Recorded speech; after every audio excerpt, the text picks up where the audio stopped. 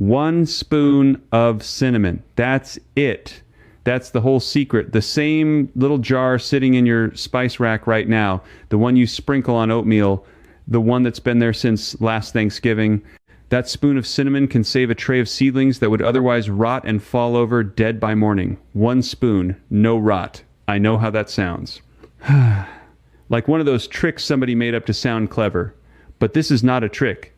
This is what my grandfather did on a cold spring morning in Lancaster County before the sun was even up, with a tin of ground cinnamon his wife kept by the stove. And here is the part that ought to make you a little angry. The folks who sell you fancy seed-starting fungicides, the powders in the bright packages, the bottles with the long chemical names, they have no reason to tell you any of this. None. Because a $1 spice that lasts a whole season does not make them rich. So they stay quiet, and gardeners keep losing their seedlings every single spring, never knowing the cure was 3 feet away in the kitchen. Stay with me. Because right around the middle of this, I'm going to show you exactly how to rescue a tray of collapsing seedlings for less than the price of a cup of coffee. The same way my people have done it for generations, long before anybody put it on a shelf with a price tag. Before we go on, do me one small favor. Tell me down in the comments where you're growing this year.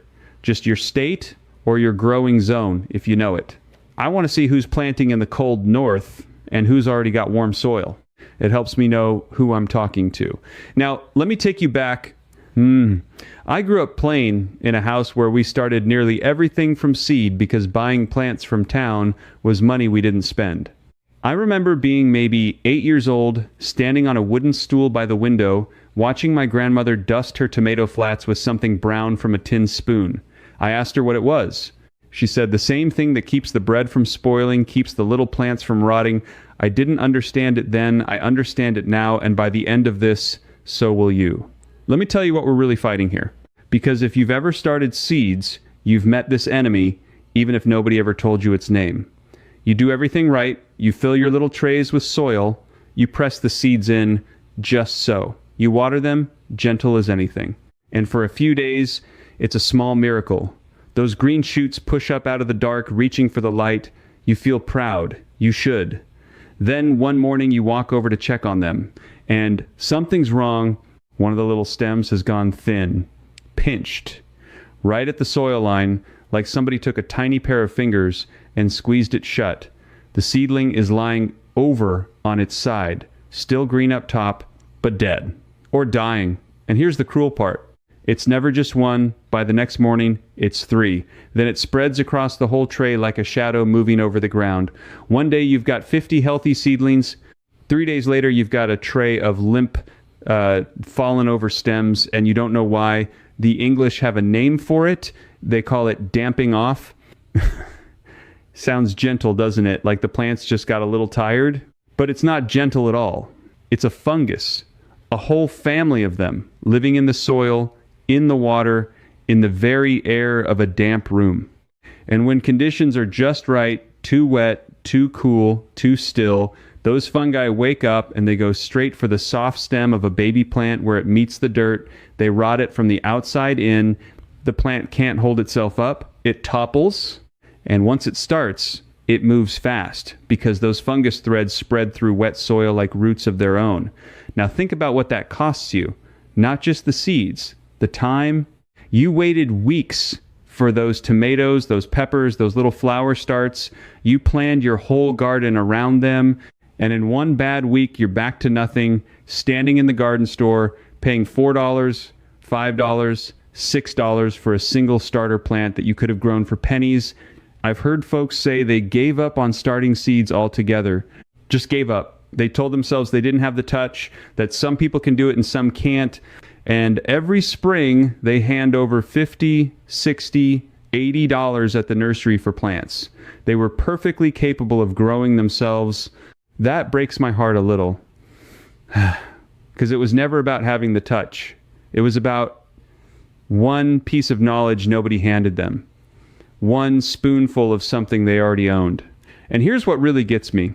The industry that sells the cure, the seed-starting fungicide powders, the special sterile mixes, the fancy bottled treatments, that whole business depends on you believing this problem is complicated.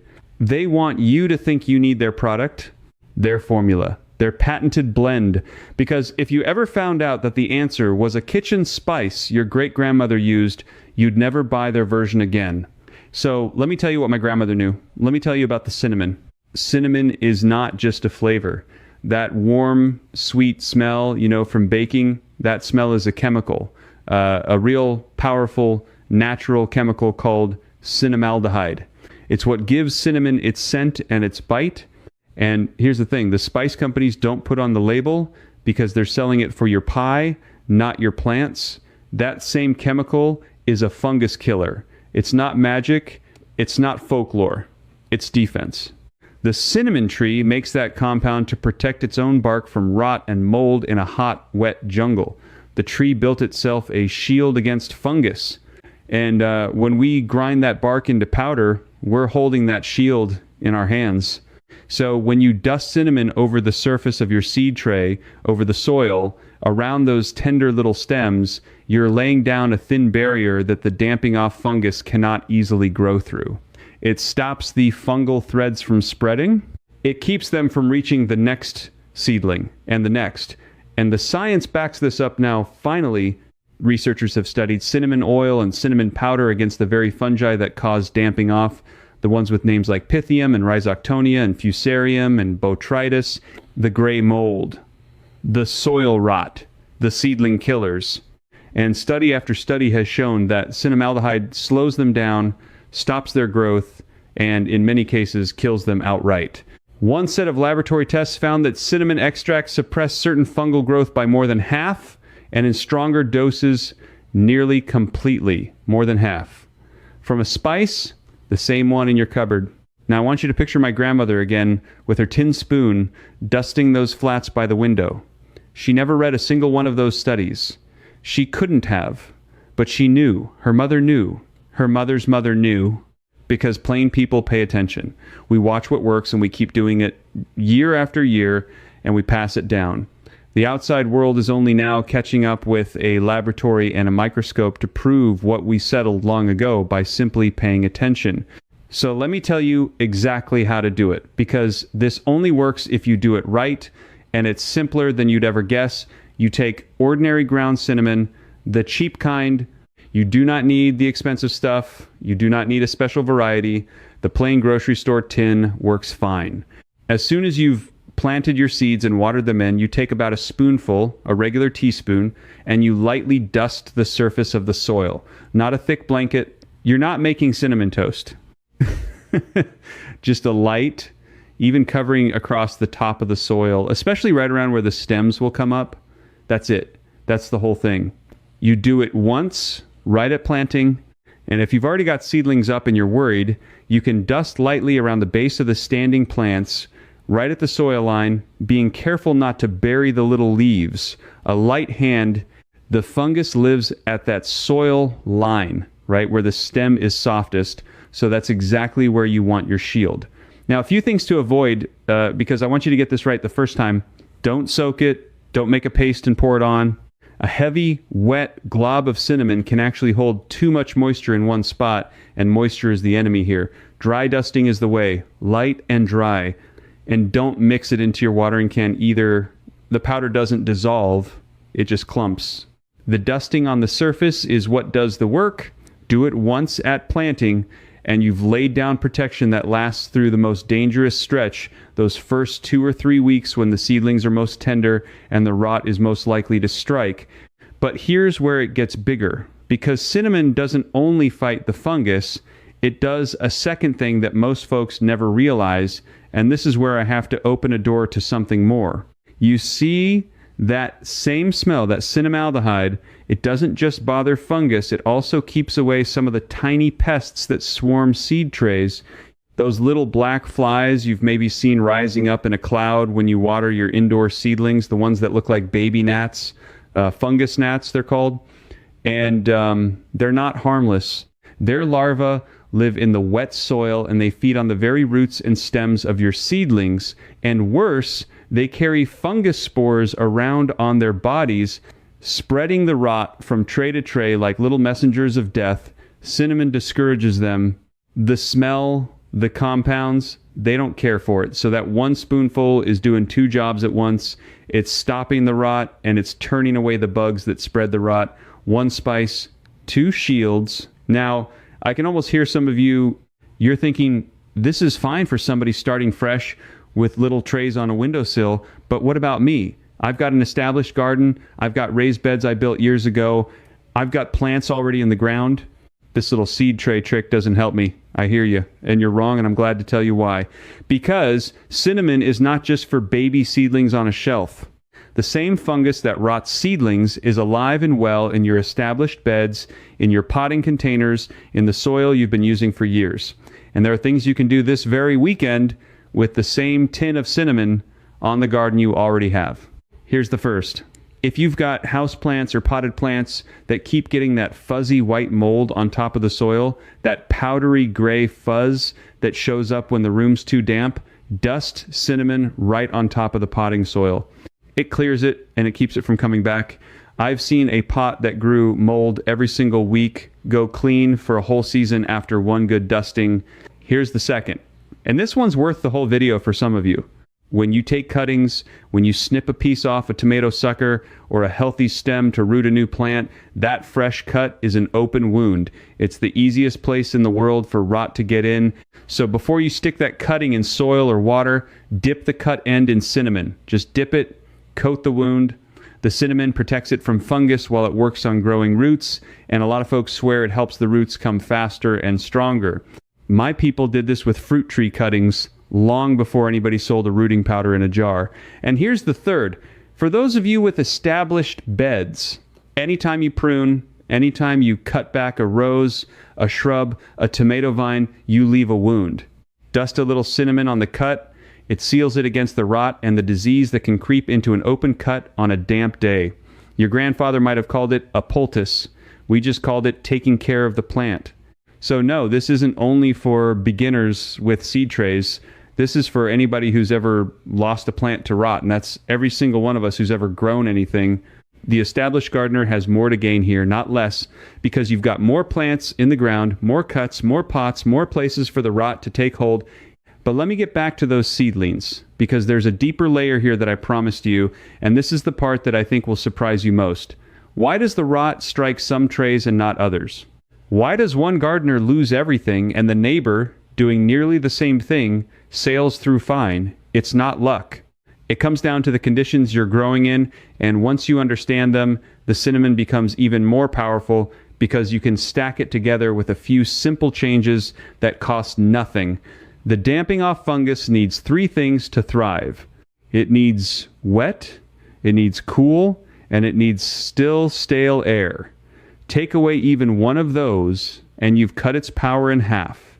Take away all three, and the cinnamon barely has any work left to do. So here's the wet. Most folks who lose their seedlings are overwatering, plain and simple. They love those little plants so much, they drown them. The soil should be moist like a wrung-out rag, not soaking. Water from the bottom when you can, by setting your tray in a shallow pan of water and letting the soil drink up what it needs, then pour off the rest. A wet surface is where the fungus lives. Keep that top layer on the drier side and the cinnamon on top, and you've made that surface a desert for the rot. Here's the cool. Damping off loves a cold, damp room. Seedlings started in a chilly basement or a drafty back room are sitting ducks. A little warmth under the tray, even just the top of the refrigerator, even a warm shelf, speeds the seedlings up and slows the fungus down. Healthy, fast-growing seedlings outrun the rot. Weak, slow, cold ones get taken. And here's the still air. And this one almost nobody talks about. Fungus loves stale, stagnant air sitting heavy over a tray. The simple fix my grandfather swore by costs nothing at all. Move the air, a gentle breeze. Crack a window for a bit each day, or in the modern world, set a small fan on the lowest setting across the room, not blasting the seedlings, just stirring the air. That moving air dries the surface, strengthens the little stems, and the fungus can't settle in. We did it by opening the barn side window and letting the spring air drift through. Same idea. The fungus needs everything quiet and damp and still. Don't give it that. Now you put it all together. Drier surface, bit of warmth, moving air, and that light dusting of cinnamon over the top, and you have done, for almost nothing, what the fungicide companies want you to believe takes their special chemistry. You've made an environment where the rot simply cannot get a foothold. And here's the thought that ought to sit with you. None of this is new, not one piece of it. The moving air, the careful water, the warm soil, the cinnamon. My grandfather knew every bit of it, and his grandfather before him, and they never paid a cent for any of it. The knowledge was the whole treasure. And somewhere along the way, the outside world traded that knowledge for convenience. They stopped learning the why and started buying the what. And the moment they did that, they became customers for life. That's the real business model, friends. It's not selling you a fungicide. It's selling you the helplessness. It's making sure you never learn that the cure was in your kitchen. So you come back every spring, wallet open, sure that you just don't have the touch. An entire industry built not on a better product, but on keeping you from knowing what your own great-grandparents knew by heart. And if you want to go even deeper into exactly that kind of knowledge, the kind that was almost lost, I put together 2 field guides that carry all of it in one place. The Garden Blueprint covers old-fashioned pest cures that cost pennies, the same forgotten remedies my family used before there were shelves full of chemical fixes. And the Harvest Blueprint goes into Amish soil and storage secrets for bigger yields, the things that kept a plain farm feeding a whole family through hard winters. Both are collected together in the Complete Garden Field Edition, available right now for $97 at the link in the description. It's the kind of book you keep on the workbench, not the coffee table, because you'll reach for it every single season. Now, I told you at the start I'd give you something at the end, the real one. The piece that the plain people kept using while the outside world forgot it entirely. So let me give it to you now, because you've stayed with me and you've earned it. Everybody who's heard of the cinnamon trick thinks it's just about dusting the powder on top, and that's good, that works. But there's an older way, a stronger way, and it's the way my grandmother actually did it for the toughest seeds, the ones most likely to rot before they even sprouted. She made a cinnamon tea. Here's how. You take about a tablespoon of ground cinnamon and you stir it into roughly a quart of warm, not boiling, water. You let it sit, you let it steep overnight, the way you'd steep a tea, 8 hours or so, on the counter. By morning, the water has pulled the cinnamaldehyde, the fungus-fighting compound, right out of the powder and into the liquid. Then you strain it through a cloth, an old clean rag, a coffee filter, anything that catches the grit. What you're left with is a thin, brown cinnamon water. And that water is your weapon. You use it to water your seed trays the very first time, right after planting. Instead of plain water, you give them the cinnamon tea. Now the protection isn't just sitting on the surface. It's down in the soil, around the seed, soaked into the very place where the fungus would attack first, before the seedling even breaks ground. You're protecting the plant before it's even born. This is the part the surface dusting crowd never learned. The dusting protects the stem at the soil line, which is good, but the tea protects the seed and the roots down where you can't see, in the dark, where the rot starts its work before you ever notice a thing. By the time a stem topples over on the surface, the fungus has usually been busy underground for days. The tea gets ahead of it, and here is the credibility, the dug-up proof for anybody who needs it.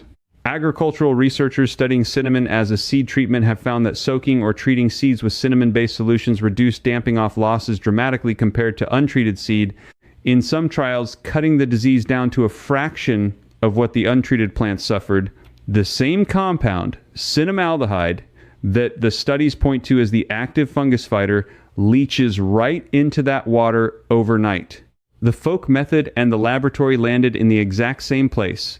My grandmother just got there about 100 years sooner with a tin spoon and a jar of water by the window. You can use the leftover steeped cinnamon, the wet grounds you strained out too. Don't throw them away. Spread them right on top of the soil as your surface dusting. So one batch does both jobs. The tea goes in the soil, the grounds go on top, nothing wasted. That's the plain way. You use the whole of a thing. And if you've got a stubborn tray that's already showing the first signs of rot, that first thin stem, that first faller, this is your rescue.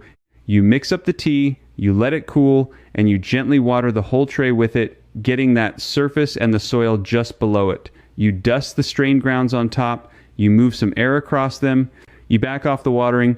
And more times than not, you stop the spread cold, right where it stands. You save the rest of the tray for the price of a spoon of spice and a glass of water. That's the rescue I promised you at the start. Less than a cup of coffee. The way my family did it. Now, let me tell you something about why this matters more than just one tray of tomatoes. Because it's not really about the cinnamon. The cinnamon is just the doorway. When you learn that one kitchen spice can do the work of a $5 bottle of fungicide, something changes in how you see your whole home. You start to wonder what else they've been selling you that you never needed. You start to look at your pantry, your shed, your kitchen with new eyes, and you find that an awful lot of the expensive solutions in the bright packages have humble, plain answers sitting right there in your house, waiting the way they always have. That's the thing. The plain people never lost. Not because we're smarter. We're not. But because we never had the option to just buy our way out of a problem, so we had to learn it. We had to understand the why. And the understanding is the thing that can never be taken from you, never be discontinued, never go up in price. Once you know that cinnamon stops the rot, you know it forever.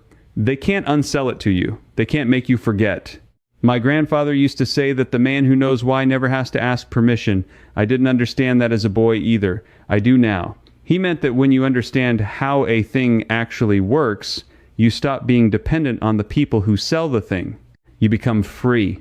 And there's a quiet kind of dignity in that, in growing your own food, saving your own seeds, healing your own plants with what the good Lord already put in your kitchen. Nobody can put a price on that, though they'd surely like to try. So let me bring it all home for you, plain and simple, so you have the whole of it. The killer is damping off a soil fungus that rots your seedlings at the stem and spreads fast through wet, cool, stale conditions. The shield is cinnamon, ground cinnamon, the cheap tin in your cupboard, because the cinnamaldehyde in it stops fungus the same way it protects the cinnamon tree's own bark in the wild. You dust it lightly and dry on the surface of your trays right at planting, a light hand around the stems. For your established garden, you dip your cuttings in it, you dust your pruning cuts with it, you clear the mold off your potted plants with it. And for the strongest protection, the old way, you steep a tablespoon in a quart of water overnight, strain it, and water your seeds with that tea so the protection lives in the soil before the plant is even born. You back off the water, you add a little warmth, you move the air, and you take away everything the fungus needs to live. Do that, and you'll never again stand over a tray of fallen seedlings wondering what you did wrong. You'll never again hand the nursery $60 for plants you were always able to grow yourself. You'll never again believe that lie that some folks just don't have the touch. You'll know better, because you'll know why. That's what they took from you, friend. Not money, though it was plenty of money over the years. They took the knowing. They let you forget what your own great-grandparents kept close, so you'd stay a customer instead of becoming a grower. And in the last little while here, you've taken it back. It's yours again. It was always supposed to be yours. You're one of those people now. The kind who refuses to keep overpaying for what nature and the old ways already provide for free. The kind who looks at a problem and asks, how does this really work? Instead of, which package do I buy? That's not being cheap. That's being wise. That's the plainest, oldest kind of wisdom there is. And it's coming back one kitchen spice at a time. So do this for me before you go. Down in the comments, tell me where you're growing this year, your state, or your growing zone if you know it. I asked you at the start, and now I really want to know because I read them, and I love seeing this little community spread across the whole country, cold north to warm south, all of us getting back something we nearly lost. Don't be shy. Just drop it down there. It takes 10 seconds, and it means more than you think. And if this gave you something today, something real you can use this weekend, then stay with us. Don't think of it as following a channel. Think of it as joining a table full of folks who are remembering together the practical, plain, living knowledge that was never supposed to be buried in the first place. We pass it down here the way my grandfather passed it to me, neighbor to neighbor, no price tag.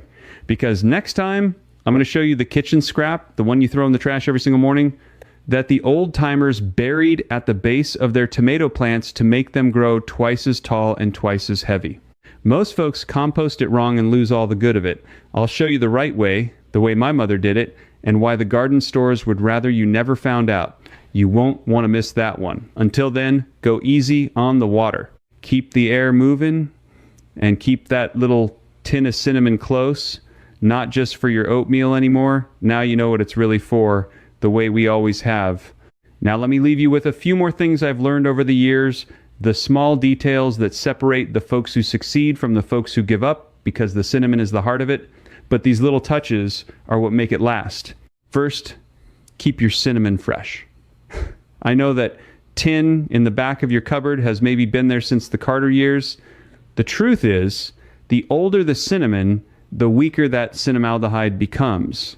It fades over time, the same way the smell fades. So if your cinnamon has lost its scent, if you can barely smell it when you open the lid, it's lost most of its fighting power too. Buy a fresh tin for your garden. It's $1 or $2.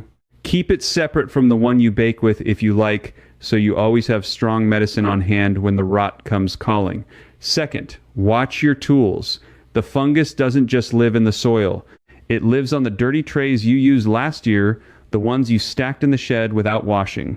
Before you start your seeds, give those trays a good scrub with warm water, and if you want to be thorough, a splash of plain vinegar.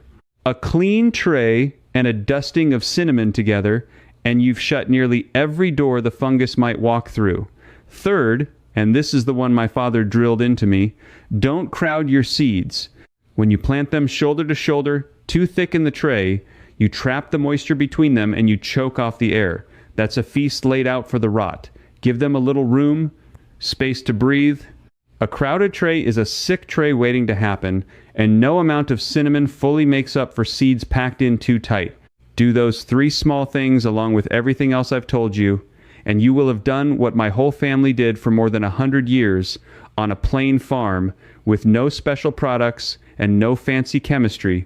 Just attention, just care, just the knowing that got handed down parent to child, season to season. That's the inheritance, not money, the knowing. And now a little piece of it is yours to use and to pass on. Don't let it get buried again. Hand it to your neighbor, hand it to your grandchildren. Keep it alive the way we always have. I'm Eli. What you just saw was the overview. But inside the Amish field circle, I pick up right where this video stopped and walk you through the whole season-long routine. And if something puzzles you, you ask me, and I answer you myself. No robots, just me. You won't be doing this alone. Old ways growers like you are already inside. Just point your phone's camera at the code on screen. Cancel anytime with one click. If this little trick helped your seedlings, do stay with me.